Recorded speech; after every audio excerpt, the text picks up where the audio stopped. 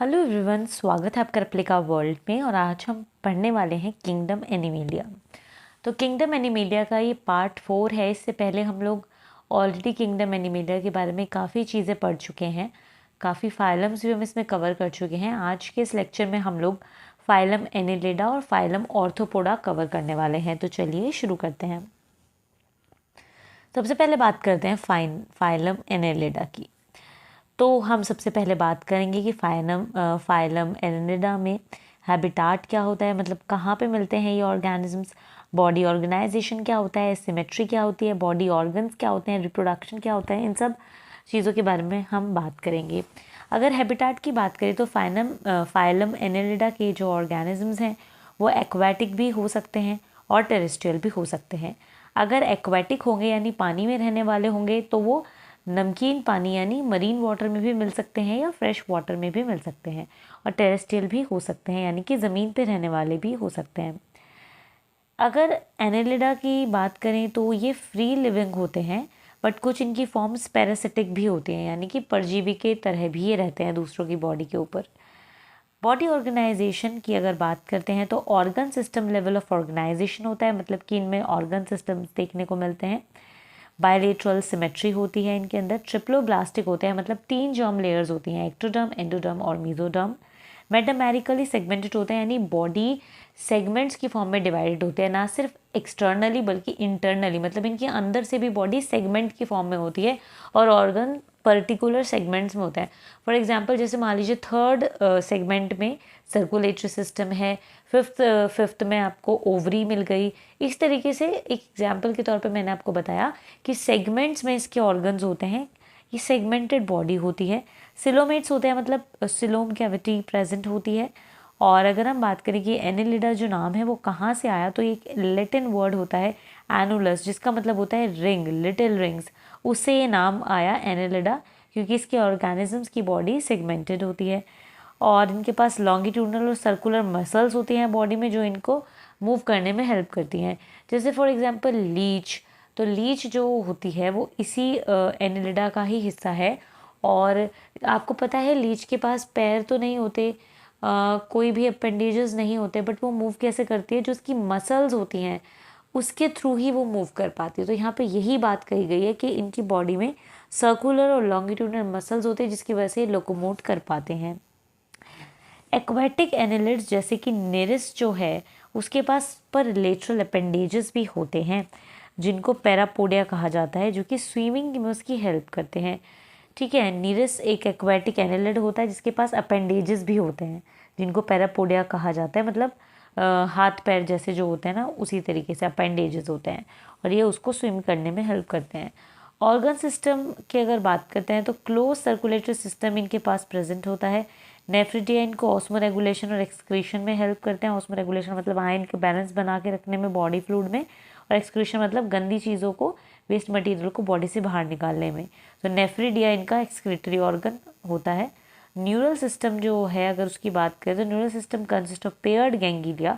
Neural system में paired ganglia होते हैं, which is connected by lateral nerves to a double ventral nerve cord, और जो कि कनेक्टेड होता है through a lateral nerve to a double ventral nerve cord. एक डबल वेंट्रल नर्व कोड से ये पेयर्ड गैंग्लिया कनेक्ट होते हैं।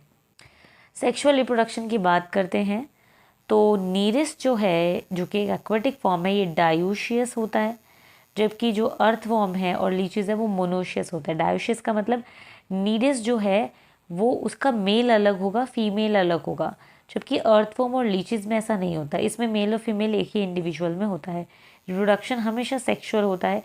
एग्जाम्पल की बात करें तो नीरिस, फेरेटिमा पोस्थुमा जिसको अर्थवॉर्म भी कहा जाता है कॉमनली, हिरुडिनेरिया जिसको लीच भी कहा जाता है। अभी आप डायग्राम भी देखेंगे, देखिए तो यहाँ पे आप देखेंगे तो आपको पता चलेगा हिरुडिनेरिया लीच है ये।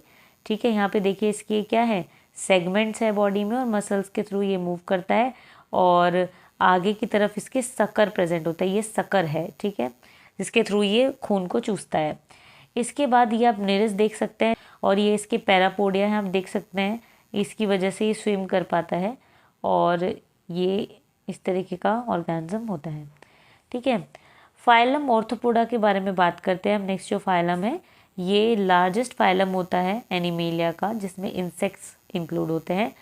Over 2/3 of all named species on earth are arthropod. जितनी भी नेम्ड स्पीशीज पूरे अर्थ पर हैं उसमें से 2/3 तो ऑर्थोपोडा में ही इंक्लूडेड होती हैं, इसलिए हम कहते हैं कि लार्जेस्ट फाइलम है। बॉडी ऑर्गेनाइजेशन की बात करते हैं तो organ system level of organisation होता है। सिमेट्री बायलेटरली सिमेट्रिकल होते हैं। ट्रिप्लोब्लास्टिक होता है, मतलब 3 जर्म लेयर के साथ होते हैं। सेगमेंट्स होती है इनकी बॉडी में भी, सेगमेंटेड होते हैं। सिलोमेट एनिमल्स होते हैं। बॉडी जो होती है वो काइटिनस एक्सोस्केलेटन से कवर होते हैं, मतलब बाहर की तरफ इनके स्केलेटन होता है जो काइटिन से मिलकर बना हुआ होता है।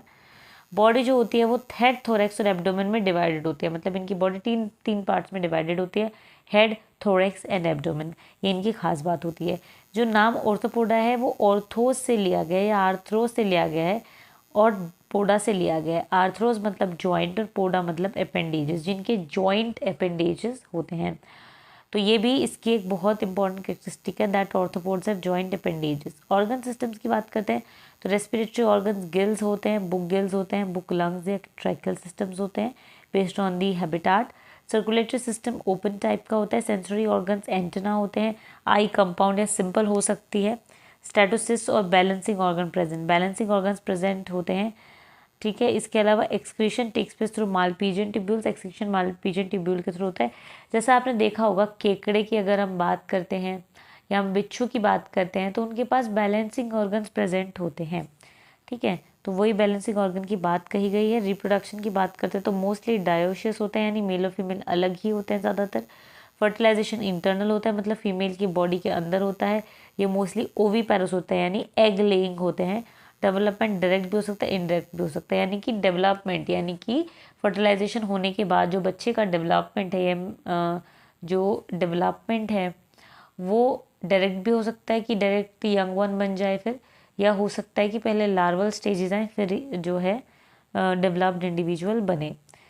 एग्जाम्पल्स की अगर हम बात करते हैं तो इकोनॉमिकली इंपॉर्टेंट इंसेक्ट्स हैं कुछ जो कि ऑर्थोपोडा में इंक्लूड होते हैं, जैसे कि एपिस जिसको हनी भी बोलते हैं, लैकीफर लैक इंसेक्ट जो होता है, बॉम्बाइक्स जिसको सिल्कवॉर्म भी बोलते हैं। कुछ वेक्टर्स भी इंक्लूडेड हैं इस फाइलम में, जैसे कि एनोफिलीज, क्यूलेक्स, एडीज, ये सारे मॉस्किटोज हैं। वेक्टर्स का मतलब होता है जो किसी भी चीज़ को कैरी करते हैं, मतलब किसी बीमारी वाले पैथोजन को या किसी पैथोजन को कैरी करते हैं उसको ही वेक्टर कहते हैं।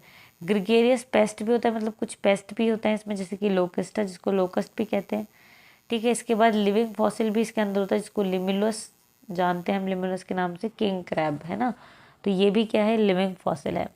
तो देखिए इस तरीके से हमने देखा कि फाइलम एनेलिडा और ऑर्थोपोडा की क्या क्या करेक्टरिस्टिक्स है, क्या क्या उसके एग्जाम्पल्स हैं। तो आज के लिए सिर्फ इतना ही। मैं आई होप कि वीडियो आपके लिए हेल्पफुल रहेगी। अगर आपको वीडियो अच्छी लगी हो तो लाइक ज़रूर करें, शेयर करें और अपने कमेंट को सब्सक्राइब करें।